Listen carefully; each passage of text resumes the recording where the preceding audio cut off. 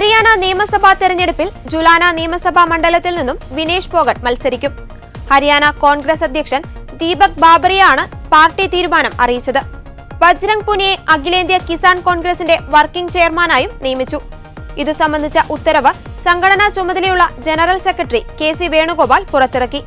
റെയിൽവേയിലെ ഉദ്യോഗം രാജിവെച്ചാണ് ഗുസ്തി താരങ്ങളായ വിനേഷ് ഫോഗട്ടും ബജ്രംഗ് പുനിയയും കോൺഗ്രസിൽ ചേർന്നത്. കോൺഗ്രസിൽ ചേരുന്നതിന് മുന്നോടിയായി പാർട്ടി അധ്യക്ഷൻ മല്ലികാർജ്ജുൻ ഖാർഗെയുടെ വസതിയിൽ ഇരുവരും എത്തിയിരുന്നു. ഇവിടെ ഖാർഗെയുമായും കെ.സി. വേണുഗോപാലുമായി കൂടിക്കാഴ്ച നടത്തിയ ശേഷമാണ് വിനേഷും ബജ്രംഗും AICC ആസ്ഥാനത്തെത്തിയത്. കായിക താരങ്ങൾക്ക് നീതിക്ക് വേണ്ടി പോരാടിയപ്പോൾ കോൺഗ്രസ് അവർക്കൊപ്പം ഉറച്ചുനിന്നതായി കെ.സി. വേണുഗോപാൽ ഇരുവർക്കും അംഗത്വം നൽകിയ ശേഷം പറഞ്ഞു. കർഷകർക്ക് വേണ്ടിയും ഗുസ്തി താരങ്ങൾ പോരാടി. അവരുടെ ദേശസ്നേഹം വളരെ വലുതാണ്. അവരെ സ്വീകരിക്കുന്നതിൽ കോൺഗ്രസിന് അഭിമാനമുണ്ട്.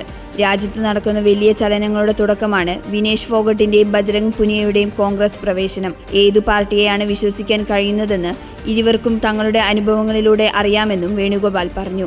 ഇരുവരുടെയും രാഷ്ട്രീയ പ്രവേശനത്തിൽ ഗുസ്തി താരങ്ങൾക്കിടയിൽ ഭിന്നതയുണ്ടെന്നാണ് വിവരം. ഇരുവരുടെയും കോൺഗ്രസിൽ ചേരാനുള്ള തീരുമാനം വ്യക്തിപരമാണെന്നാണ് സാക്ഷി മാലിക്കിന്റെ പ്രതികരണം. പല വാഗ്ദാനങ്ങളും രാഷ്ട്രീയ പാർട്ടികളിൽ നിന്ന് ലഭിക്കും.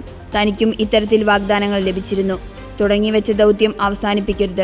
വിനേഷ് ഫോഗട്ടും ബജ്രംഗ് പുനിയയും എടുത്ത തീരുമാനം വ്യക്തിപരമാണെന്നും സാക്ഷി മാലിക് പറയുന്നു. സെപ്റ്റംബർ 4-ന് ന്യൂഡൽഹിയിൽ കോൺഗ്രസ് നേതാവ് രാഹുൽ ഗാന്ധിയുമായി ഗുസ്തി താരങ്ങളായ വിനേഷ് ഫോഗട്ടും ബജ്രംഗ് പുനിയയും കൂടിക്കാഴ്ച നടത്തിയിരുന്നു. വരാനിരിക്കുന്ന ഹരിയാന നിയമസഭാ തെരഞ്ഞെടുപ്പിനുള്ള സ്ഥാനാർത്ഥി പട്ടികയ്ക്ക് അന്തിമ രൂപം നൽകാൻ കോൺഗ്രസിന്റെ കേന്ദ്ര തെരഞ്ഞെടുപ്പ് കമ്മിറ്റി തിങ്കളാഴ്ച ചേർന്നതിന് പിന്നാലെയായിരുന്നു രാഹുലുമായുള്ള കൂടിക്കാഴ്ച നടന്നത്.